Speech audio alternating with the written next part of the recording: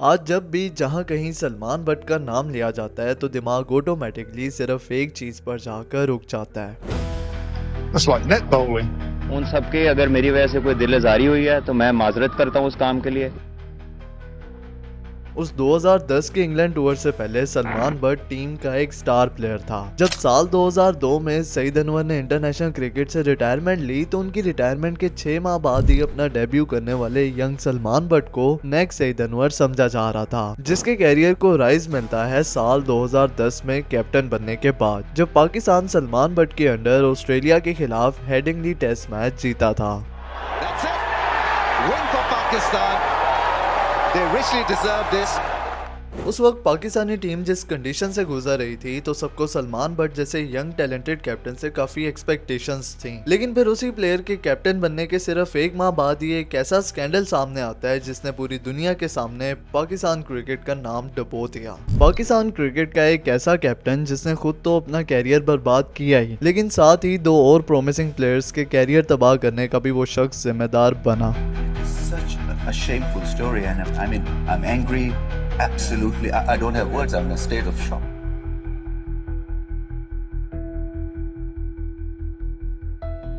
Salman but की अगर early life की बात की जाए तो ग्रास रूट लेवल तक बट का कैरियर काफी प्रोमिसिंग रहा था। सिर्फ 15 साल की एज में वो पाकिस्तान के डोमेस्टिक सर्किट में लाहौर वाइट्स की जानिब से अपना डेब्यू मैच खेलता है, जहां पर सिलेक्टर्स उसके टैलेंट को इमीडिएटली नोटिस करते हैं और साल 2010 के इंग्लैंड टूर ऑफ पाकिस्तान में उसे पाकिस्तान ए के स्क्वाड का हिस्सा बना लिया जाता है। जिसके बाद इस यंग लड़के को 3 साल लगते हैं सीनियर टीम में डेब्यू के लिए और 3 सितंबर 2003 को बांग्लादेश के खिलाफ टेस्ट सीरीज में सलमान बट को पाकिस्तान के लिए डेब्यू करने का मौका मिलता है, जहां सलमान बट कुछ खास परफॉर्म नहीं कर पाता और उसकी बैटिंग टेक्निक भी कुछ खास कन्विंसिंग नहीं लगती, जिसकी वजह से उसे टीम से ड्रॉप कर दिया जाता है।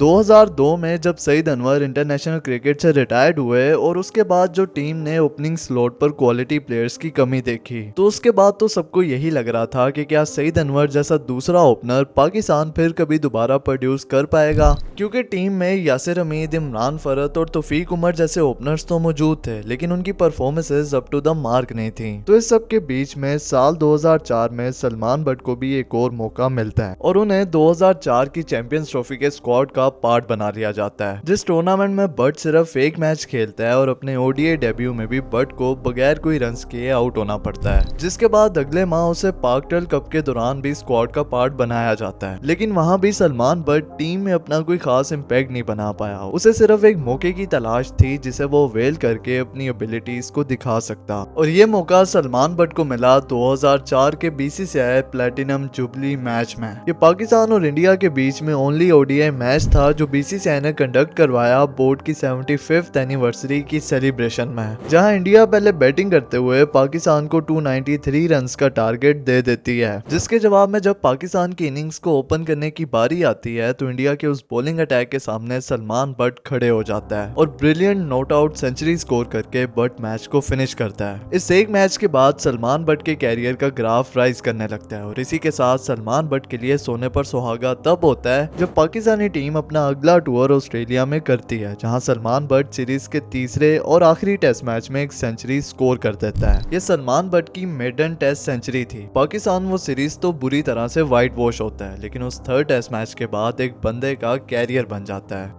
2005 के बाद तो सलमान बट पाकिस्तान के लिए फर्स्ट चॉइस ओपनिंग बैट्समैन बन चुका था। उस टाइम पीरियड में बट के कई साथी ओपनर्स चेंज होते रहे, लेकिन सलमान बट वैसे का वैसे ही फर्स्ट टीम का पार्ट बना रहा। लेकिन वहीं अगर सलमान बट के अगले 4 सालों के स्टैट्स को देखा जाए तो पता चलता है कि सलमान बट एक फिक्सर होने के साथ साथ कितना मीडियोकर प्लेयर भी था। 2005 से लेकर 2009 तक सलमान बट ने 22 टेस्ट मैचेस खेले थे, जिसमें सलमान बट ने 1201 रन स्कोर किए with an average of just 30, जबकि वहीं ओडीआईज में उन 4 सालों में सलमान बट 65 मैचेस खेलता है और उन ओडीआईज में सलमान बट ने 2291 रन स्कोर किए हैं और यहाँ सलमान बट की एवरेज रेड बॉल के मुकाबले थोड़ी बेहतर थी, an average of 36.9। Salman but की बैटिंग एवरेज एक स्पेशलिस्ट बैट्समैन होने के नाते तो काफी एवरेज थी ही, लेकिन उनकी बैटिंग में एक और फैक्टर था जो उन्हें कहीं से भी एक आइडियल बैट्समैन नहीं बनाता था, और वो था उनका स्ट्राइक रेट। सिर्फ 2 का स्ट्राइक रेट था, जिसकी वजह से उसे अपने कैरियर के दौरान भी काफी क्रिटिसिज्म फेस करना पड़ा। अगर इन 4 सालों में सलमान बट के कैरियर को सम अप किया जाए तो सलमान की परफॉर्मेंसेस उस टाइम पीरियड में काफी मीडियोकर रही थी। सलमान बट ने वो अरसा टीम में गुजारा है तो सिर्फ इस वजह से कि उस टाइम कोई क्वालिटी ओपनर टीम के पास मौजूद नहीं था जो सलमान बट के इन स्टैट्स को रिप्लेस कर पाता। लेकिन आज जब भी 2010 के स्पोर्ट फिक्सिंग स्कैंडल की बात होती है तो उसमें आमिर और आसिफ के साथ साथ बट के बैन को भी एक ग्रेट लॉस काउंट किया जाता है, विच इज नॉट ट्रू। अगर बट के स्टैट्स को देखकर बात की जाए तो वो कभी भी वर्ल्ड क्लास प्लेयर नहीं था। जिसने सलमान बट को खेलते हुए विटनेस किया है तो वो जानते होंगे कि ही वो सच बैट्समैन जो एक मैच में परफॉर्मेंस दिखाकर अगले 7-8 मैचेस में अपनी अर्ली विकेट दे दिया करता था। सलमान बट एक एवरेज बैट्समैन था उस एरा का, जिसका जुर्म उसके कैरियर से कहीं गुना बड़ा था। जिसके बाद आता है साल 2010, पाकिस्तान क्रिकेट का डार्केस्ट फेज। 2009 के मार्च में श्रीलंकन टीम पर हो चुका है, जिसकी वजह से पाकिस्तान क्रिकेट ऑलमोस्ट ब्रोक हो चुकी थी। पाकिस्तान होम सॉइल पर फ्यूचर में कोई भी सीरीज होस्ट करने के राइट्स खो चुका था और टीम इतनी अनस्टेबल थी कि इंजमाम उल हक की रिटायरमेंट के बाद पाकिस्तान 5 टेस्ट कैप्टन बदल चुका था। तो इस मुश्किल हालात में पाकिस्तानी टीम उसी साल के जुलाई में इंग्लैंड का टूर करती है, जहां पाकिस्तान ने पहले ऑस्ट्रेलिया को फेस करना था, जो कि इनिशियली टेस्ट सीरीज पाकिस्तान में शेड्यूल थी, लेकिन श्रीलंकन टीम के बाद उसे न्यूट्रल वेन्यू में शिफ्ट करना पड़ा, जिसके बाद टीम फेस करती होस्ट इंग्लैंड को। अब ऑस्ट्रेलिया के खिलाफ 2 मैचेस टेस्ट सीरीज के लिए शाहिद अफरीदी कैप्टन थे, लेकिन पहले मैच में ही ऑस्ट्रेलिया से हारने के बाद शाहिद अफरीदी टेस्ट कैप्टनसी से स्टेप डाउन कर लेते हैं, जिसके बाद दूसरे टेस्ट मैच के लिए सलमान बट को न्यू कैप्टन अपॉइंट कर दिया गया और अपने पहले टेस्ट मैच में ही as a captain Salman Butt history create कर देता है। That's it. Win for Pakistan. They richly deserve this. The fans can relax. The team can.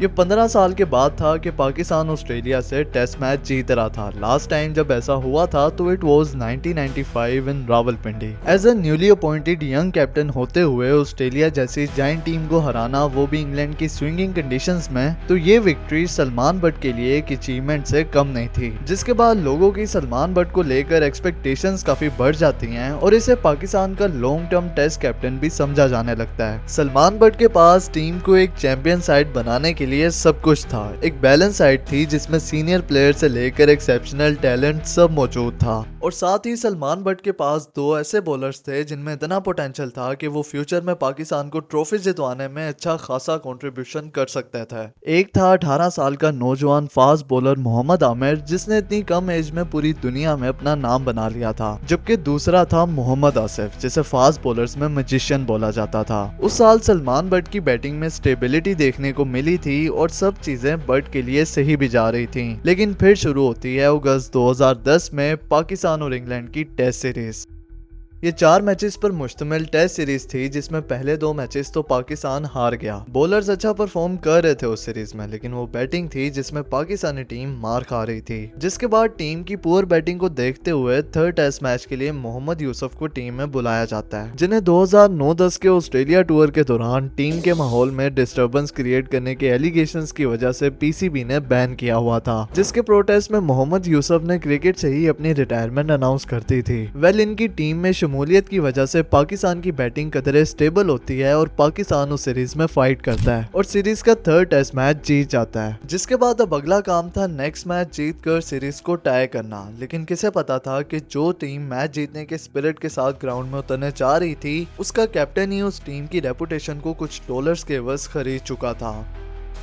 इस मैच से कबल सलमान बट एक ब्रिटिश बुकी मजर मजीद के साथ पहले से ही मैच में होने वाले मोमेंट्स को फिक्स कर चुका था, जिसमें होना यह था कि मोहम्मद आमिर अपने दूसरे ओवर की पहली बॉल पर नो बॉल करवाता, जबकि मोहम्मद आसिफ ने मैच के 10वें ओवर की लास्ट बॉल पर नो बॉल करवानी थी और इन रिटर्न आसिफ और आमिर दोनों को 15,000 पाउंड मिलते हैं। अब यहाँ पर मजर मजीद के कैरेक्टर को भी जान लेना जरूरी है। असल में ये एक स्पोर्ट एजेंट था जिसका काम था प्लेयर्स को कॉन्ट्रैक्ट साइन करवा कर देना बड़े ब्रांड्स के साथ, जैसे इस स्कैंडल से पहले इसने आमिर की ही एडिडास के साथ डील साइन करवाई थी, जिसमें आमिर को एडिडास की तरफ से फ्री स्पाइक्स मिलते रहते हैं। यानी इसके पाकिस्तानी प्लेयर्स के साथ काफी अच्छे ताल्लुकात थे और उनमें एक था पाकिस्तान का टेस्ट कैप्टन सलमान बट। और सलमान बट ने ही आमिर की मुलाकात मजहर से करवाई थी। अब मजहर मजीद ने जो सट्टा लगाया था उस मैच पर, उसके लिए उसे सलमान बट की मदद तो चाहिए थी, क्योंकि एक टीम के कैप्टन ने ही डिसाइड करना होता है कि मैच में कौन सा बॉलिंग कॉम्बिनेशन चलेगा। जिसके बाद बस अब बारी थी तो दोनों बॉलर्स को रजामंद करने की। आसिफ ने तो इसके लिए हामी भर ली, लेकिन आमिर ने ये कहकर शुरुआत में मना किया कि उससे नो बॉल नहीं करवाई जाएगी, जिसके जवाब में सलमान बट का कहना था कि वो ग्राउंड में जाकर नो बॉल की प्रैक्टिस कर ले।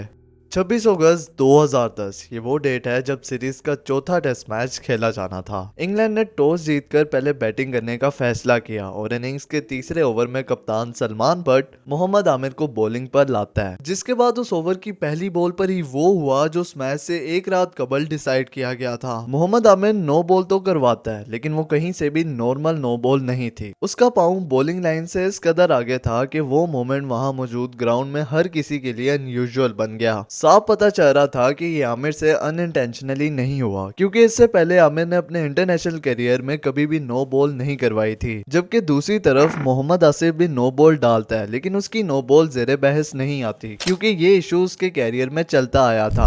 मैच के चौथे दिन यानी 29 अगस्त को सिर्फ मैच का रिजल्ट ही सामने नहीं आता, जो कि पाकिस्तान बुरी तरह से हार गया था, बल्कि साथ ही न्यूज ऑफ द वर्ल्ड उसी दिन स्टोरी पब्लिश करता है, जिसमें कप्तान सलमान बट, फास्ट बॉलर मोहम्मद आसिफ और मोहम्मद आमिर पर स्पॉट फिक्सिंग का इल्जाम लगाया गया। इस न्यूज के सामने आते ही क्रिकेट की दुनिया में एक टेंशन का माहौल बन जाता है, और जिसके बाद पाकिस्तान क्रिकेट को वो दिन भी देखना पड़ा कि जब इसकी रेपुटेशन लॉर्ड्स के मैदान में चकनाचूर हो गई। सलमान बट ने तो मैच के बाद प्रेस कॉन्फ्रेंस में इस न्यूज को सिर्फ एलिगेशंस कहकर झुठला दिया। Why can't Salman say whether the allegations that involve you are true or not? You can say that now, here and now.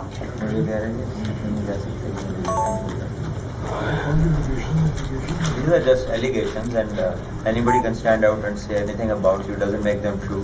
So you're saying that they are false? The ones that the allegations involving you personally, you're saying they are false? They include quite a few people, and they're still ongoing, and we'll see what happens. जबकि on the other hand police ने जब मोहम्मद आमिर के hotel के room की तलाशी ली तो वहां पर वो पैसे बरामद हुए जो न्यूज ऑफ द वर्ल्ड के रिपोर्टर ने मजहर मजीद को दिए थे, जो पाउंड्स आगे मोहम्मद आमिर के पास आए। साथ में मजहर की इस साजिश की रिकॉर्डिंग भी लीक हो जाती है, जहां मजहर मैच में होने वाले एक एक मोमेंट को प्रेडिक्ट कर रहा था। तीनों प्लेयर्स पुलिस की कस्टडी में आ जाते हैं और इनिशियली तो तीनों ने इस जुर्म को सिर्फ एलिगेशंस कहकर इसका इनकार किया था, लेकिन फिर 16 सितंबर 2010 को जब इन्हें कोर्ट में पेश किया गया तो वहां मोहम्मद आमिर सब कुछ सच बोल देता है। आमिर की स्टेटमेंट को और बाकी के एविडेंसेस को देखते हुए इन तीनों को स्पॉट फिक्सिंग में गिल्टी पाया गया और इन्हें सजाएं सुना दी जाती हैं। इस स्कैंडल के विलन यानी सलमान बट को उन तीनों के मुकाबले में सबसे सख्त सजा सुनाई गई, जिसमें सलमान को 2.5 साल जेल हुई, जबकि पीसीबी की तरफ से उस पर 10 साल के लिए क्रिकेटिंग बैन इम्पोज किया गया। लेकिन सलमान बट का शुरू से एक ही मौकिफ था कि उसने ऐसी कोई हरकत नहीं की, और इवन 2012 में जब सलमान बट अपनी सजा काट कर रिहा हुआ तो उसने ये सारा स्पॉट फिक्सिंग का मलबा मोहम्मद आमिर पर डाल दिया। ना मैंने ये कभी कहा है कि मैंने कहा है कि आप नो बॉल कराओ, ना मैंने उसको एक्चुअल में कभी कहा है, और ना कभी वकार भाई से ये कहा था कि जी आप इसको मैंने कहा है। आमिर ने मेरे से ये बात की थी कि मैं बाउंसर करवाना चाहता हूँ, क्योंकि वो जोनाथन ट्रॉट उसको विकेट पे चल के खेल रहा था, क्योंकि उसका बॉल स्विंग बहुत हो रहा था। लेकिन फिर इसके 3 साल बाद 2015 में फाइनली सलमान बट एडमिट कर लेता है कि उसने ही मजहर मजीद के साथ मिलकर उस लॉर्ड्स टेस्ट मैच को फिक्स किया था। News that is coming in, we are given to understand that former Pakistan captain Salman Butt on Tuesday finally admitted that he was involved in spot fixing. यानी कुल मिलाकर इस शख्स को 5 साल लग गए अपने किए धरे को कबूल करने में, जो बात ये बताती है कि हमारे फॉर्मर कैप्टन की किस तरह की पर्सनालिटी थी। इस एक प्लेयर की गलती की वजह से पाकिस्तान क्रिकेट और भी ज्यादा क्राइसिस में घिर गई, जो पहले ही 2009 के श्रीलंकन टीम अटैक के बाद मुश्किल हालात से गुजर रही थी, और साथ ही स्कैंडल ने पाकिस्तान क्रिकेट का भी नाम खराब करके रख दिया। 2010 के फिक्सिंग स्कैंडल की वजह से सलमान बट का अपना कैरियर तो बर्बाद हुआ ही, लेकिन साथ ही इसने हमसे 2 ऐसे प्लेयर्स भी छीन लिए जो इस टीम के मैच विनर्स थे। And if you like my content तो सब्सक्राइब करके ही जाना। Thank you for watching. Allah Hafiz.